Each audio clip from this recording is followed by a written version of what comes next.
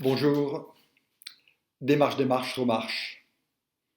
Après être resté à la maison, démarche confinée pendant 2 mois, comme tout un chacun. En effet, démarche, remarche, c'est-à-dire que le FRAC rouvre vers la mi-juin, rouvre ses portes pour l'exposition pendant 2 mois environ. Qu'est-ce qui s'est passé pendant ces quelques mois de confinement?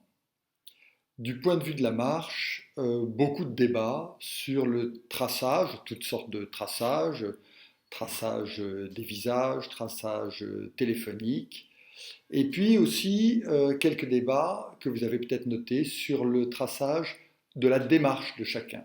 L'idée selon laquelle la façon que nous avons de marcher est une signature et donc un élément d'identification. Inquiétant, mais aussi intéressant parce que ça révèle de la marche. Certains ont peut-être regardé une petite vidéo qu'on avait consacrée à Balzac et à l'impossible théorie de la démarche, puisque Balzac disait déjà que à chacun sa démarche. Qu'est-ce qui s'est passé d'autre? Eh bien, il s'est passé quelque chose d'intéressant qui a échappé à beaucoup d'entre nous, et c'est normal. C'est la publication toute récente, le 14 mai, dans une revue scientifique américaine des plus sérieuses, Scientific Reports, une étude archéologique qui porte sur des empreintes de pieds, des traces de marcheurs.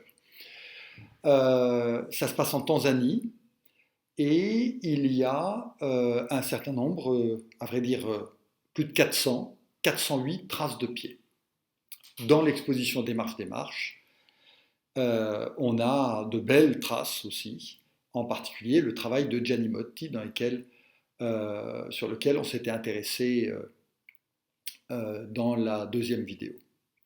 Et vous voyez qu'il y a une sorte de ressemblance entre cette trace laissée par le pied de Gianni Motti et cette trace anonyme laissée par des marcheurs il y a entre 5 et 20 000 ans en Tanzanie.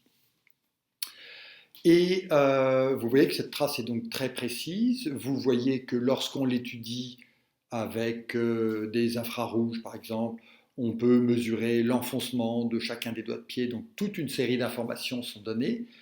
Comme si on s'y intéressait, chacune de nos traces, chacune de nos empreintes donnerait beaucoup d'informations sur notre allure, sur notre poids, sur notre âge, sur notre sexe, etc. Et donc cette étude montre que, à travers la marche, on peut comprendre énormément de choses. On peut comprendre la vitesse, la direction, la corpulence. On peut avoir une idée assez précise du sexe, de l'âge des personnes. Et vous voyez en particulier le relevé de l'ensemble de ces empreintes, 408 empreintes. Vous voyez qu'il s'agit d'un groupe qui marche vraisemblablement ensemble, dans le même sens, donc, à un rythme assez voisin. Et donc, on s'est interrogé sur la nature de cette activité, et à partir de ces traces de marche, les anthropologues, les archéologues, concluent à une activité vraisemblablement collective, avec sans doute une répartition sexuée des tâches, puisque ici, il y avait plus de femmes que d'hommes qui marchaient, ce qui est une façon de réfuter une lecture assez classique de la part des anthropologues, soulignant que les femmes seraient restées plutôt à la maison et les hommes auraient été mieux équipés pour marcher et pour aller chasser et chercher la nourriture. Donc finalement, la marche, à travers cet article, donc j'ai repéré, mais au-delà de cet article, c'est l'idée même de marche qui en fait excède toujours et donne beaucoup d'informations, beaucoup plus qu'on en a conscience. Et puis je me suis amusé, je me suis dit, mais c'est incroyable. Ces tracés de marcheurs quelque part en Tanzanie, il y a des milliers, voire des dizaines de milliers d'années, ça ressemble quand même beaucoup à d'autres traces de marcheurs, d'autres formes. Et regardez ces deux formes, la forme triangulaire de toutes ces traces de pas et la forme triangulaire de l'entrée sur le plateau du FRAC. Intriguant, n'est-ce pas, cette ressemblance. Et puis, regardez cette photo, c'est une photo qui a été prise au mois de mars, juste avant le confinement, la toute fin de Démarche, première partie, si je puis dire. Et vous voyez ce groupe de personnes qui marchent, surtout des femmes, Claire Renier et Alice Frétet, qui avaient fait une marche le 15 mars, à l'occasion des rencontres organisées pour Démarche. On peut s'imaginer, en quelque sorte, que ce sont des marcheuses et des marcheurs, un petit peu comme ces marcheuses et ces marcheurs anonymes de Tanzanie. Donc, vous voyez que tout se retrouve, en quelque sorte, dans la marche, et on vous propose maintenant de revenir, pour ceux qui l'ont déjà vu, pour ceux qui ne l'ont pas encore vu, revenir dans l'exposition Démarche. La première chose à vous dire, c'est bien entendu, toutes les précautions seront prises et il y aura une organisation de gestion des flux, de réservation. Les réservations sont obligatoires, même pour ceux qui veulent visiter tout seuls.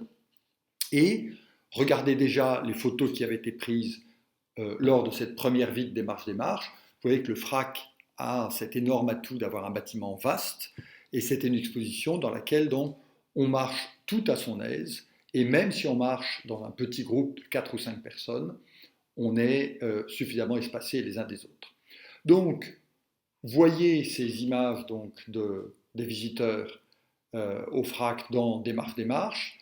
L'occasion est belle de revenir et finalement de s'interroger sur le fait qu'aujourd'hui, on a plaisir à pouvoir enfin sortir de chez soi. Et sortir de chez soi, c'est évidemment retrouver les autres. C'est aussi pouvoir retrouver des œuvres en dehors de l'écran d'ordinateur, en dehors de l'image numérique. C'est pouvoir en faire le tour. Peut-être pas les toucher, c'est effectivement décommandé, mais pouvoir se confronter avec le corps qui est le nôtre, à l'échelle d'une œuvre, à sa matérialité. Et ça, c'est quelque chose qui n'a pas de prix et dont, effectivement, les artistes nous font prendre conscience. Et c'est quelque chose qui est assez commun à l'expérience de la marche aussi. L'expérience de la marche, ce n'est pas l'expérience du film sur la marche, c'est l'expérience à la première personne de la fatigue de la marche, du fait d'avoir un corps qui respire dans une nature ou dans une ville qui nous environne. Donc, que de bonnes raisons de venir retrouver tous ces artistes qui s'intéressent à la marche. Venez marcher avec nous, venez mettre vos pieds dans les traces de ces Tanzaniens qui marchaient il y a quelques dizaines de milliers d'années. Venez donc vous avez 2 mois pour venir retrouver ces artistes, discuter avec eux en quelque sorte de cette expérience de la marche. Et bien entendu, la fécondité de cette question de la marche est telle que l'exposition Démarche n'est qu'une étape. Il y aura encore bien des expositions, bien des œuvres qu'on n'a pas montrées ici, qui montrent la fécondité et l'incroyable inventivité des artistes face à la marche.